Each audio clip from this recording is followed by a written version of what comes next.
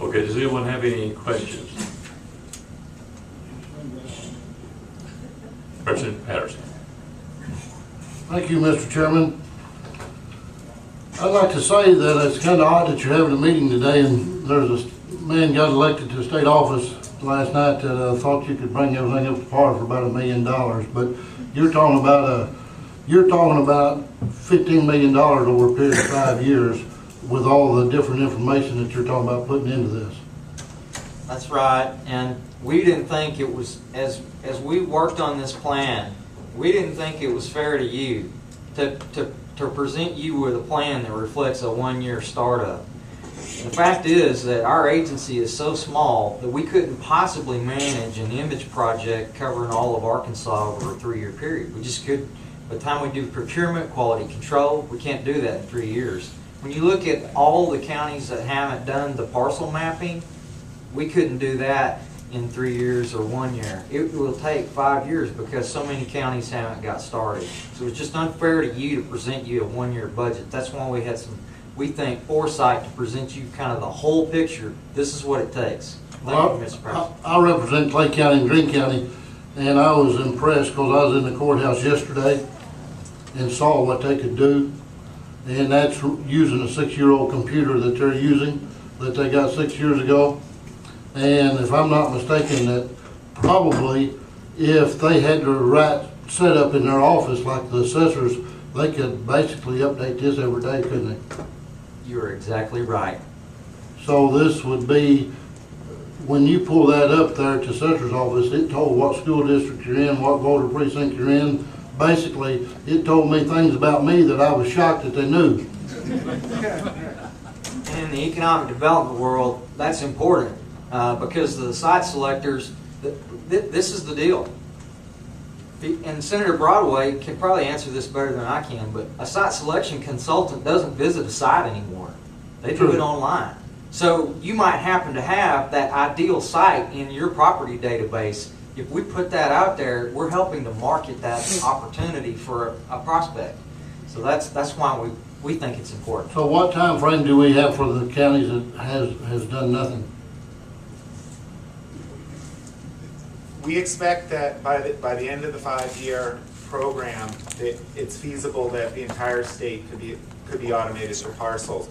It'll be up to which states come forward first with their 30% of the match. That's what we're envisioning is the first states that are ready, the first counties. You mean the counties? The first counties that are ready to go will come up with 30%, and the first year's one-time funding will be allocated to those counties, and then the queue will form for the second and third. And again, a typical starting from zero, doing 12 to 15,000 parcels, which is a smaller county size, can be done in 1 to 1.5 years of running time. But on this $15 million, is that anything in there to give new computers to these counties, or are they on their own on updating their computers? One of the things that Michael made in his recommendations when he was preparing the recommendations was that grant program. And part of that grant program, what we would try to do is help the counties ensure that their technical infrastructure is up to par so that they could operate these systems. So we envision that there'd be a small part for that, and the bigger part would be on the data. But it goes back to what Mr. Wall said a while ago, that if those ladies in that office is under 30 years old, which they are in Clay County, it impressed me on what they had in there. But if they're 60 years old, they're going to be behind. Makes a good point, and that might be part of the reason why Cleveland County or Dallas County or some of those other counties aren't done or aren't even started. Well, I'm for this 100%. Thank you, Mr. Chairman. Okay, Representative Nix. Thank you, Mr. Chair. Obviously, Saline County must have a lot of those young people because we've been doing this, and I'm real proud to say that we're part of it. Just two quick questions. When the counties, and I'm thinking mainly on school districts and all, when there's annexation or when the boundaries do change a bit, will that be really easy to change on the maps as well? I mean, it won't be a hard thing to do. Yeah, it's technically very easy and very feasible. The hard part is the workflow, so that when a boundary changes, the description of the boundary goes to the people who have access to the good data and can put it in with reference to the ortho photos or the parcels if they exist. So part of the problem is just the flow of communication. When a boundary changes, okay, that starts a workflow, and at the end of the workflow, it should end up as a new line, which is on the state's database and available through Shelby's office. Okay, and one other question. How do we compare with other states with what we're doing with this? There are very few states right now that have statewide parcels. It's Tennessee and Montana that have done it sort of programmatically, and Delaware that's done it because they only have 3 counties. And everyone else is trying real hard. I can say in every strategic plan that I've worked on across the country, doing statewide parcels has been a priority. And the program, it's very typical what you see here. You have this have and have not. In my home state of Massachusetts, we do everything at a city and town level. The richer, more residential, suburban communities all have it. And the more rural, smaller communities in Western Mass don't. And the game plan is to provide state funding support to get it done in the have-not counties, give them a jump start.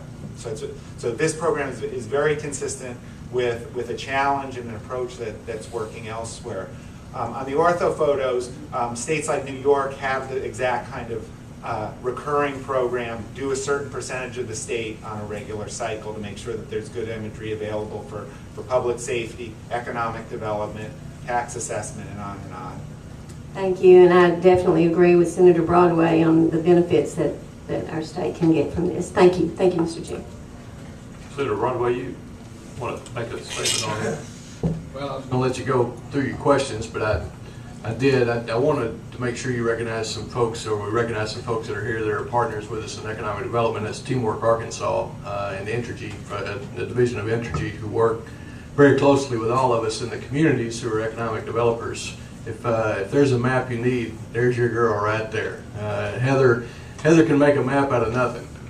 If you've got a site or a building that you need to make a map for a site consultant, but they've had me go around and to the county judges and the assessors and do presentations at their conference about the importance, what it does for us in economic development in terms of responding to a site consultant.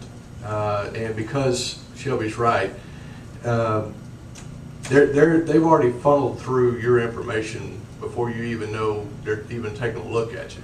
And so you've got to have this information out there, and it's got to be accessible to them, and it's got to be something they can comprehend and understand with multiple layers in terms of how close is it to an interstate, how close is it to a port, to an airport, all types of questions they're going to have, natural gas lines, electric lines, water, sewer, all those types of things. And this data really probably, on a project we've had, probably saved us 2 weeks worth of work in terms of just being able to access the data and map it in one day instead of having to go through all the assessment records and try to find where all those lines are. And so there's so many applications, not just economic development. My initial involvement in this, Mr. Chairman, was with school facilities, because at the time when we had to go through Lakeview, we didn't know where all our school buildings were. And that's where our initial involvement began, as we have GPSed every school building in the state, so we now have them plotted on a map. And so we can at least find them. If nothing else, we know where they're at.